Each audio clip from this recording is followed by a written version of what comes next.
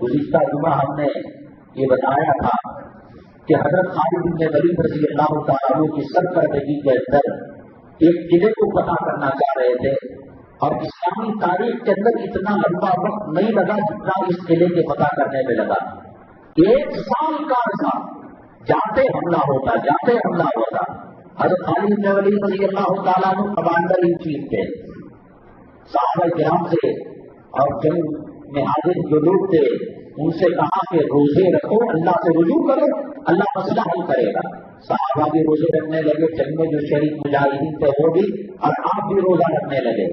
کتنا مغرب کے وقت جب دیکھتے تو دسترخوان میں کھجور کی گٹلی اور کھجور نہیں رہتا تھا۔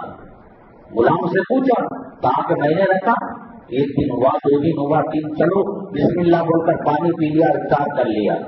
لیکن جب چوتھا دن آیا، کہا کہ آج بھی دسترخوان میں کچھ نہیں۔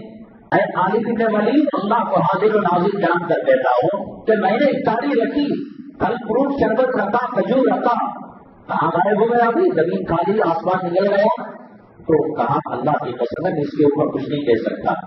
چوتھے 5ویں دن رکھا، حضرت خالد بن ولید رضی اللہ تعالیٰ عنہ چھپ کر بیٹھ گئے۔ یہ رکھنا نہیں رکھنا، یہ جھوٹ بول رہا ہے، نہیں رکھ کر رکھ تو بول رہا ہے، یا رکھنے کے بعد کوئی اور اٹھا کر لے جا رہا ہے۔ تو دیکھا کہ کتا آیا، دسترخوان کو سمیٹا، اپنے منہ میں رکھ کر وہ کسی حکم کے انتظار میں آرڈر پر جیسے سویگی والا جا رہا ہے بڑی تیز رفتار سے جانے لگا۔ حضرت خالد بن ولید رضی اللہ تعالیٰ عنہ چہرے کو کپڑے سے ڈھک کر اس کا پیچھا کیا، پہاڑ کے پاس گیا، غار کے اندر گیا۔ حضرت خالد بن ولید رضی اللہ تعالیٰ عنہ دبلے پتلے تھے، ہتھیارات کو کہیں کنارے چھپا دیا اور کتے کا پیچھا کیا، اور دیکھا کہ کتا جب غار سے اس طرف گیا ہے تو قلعے کو اندر جانے والا ایک چور رستہ یہاں سے ہے۔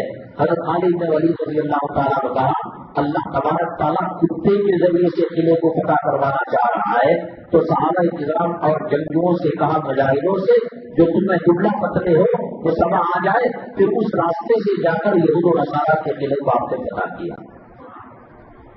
اللہ کے راستے میں خیر خیرات کرنا میں تو ہر جمعہ کہتا ہوں۔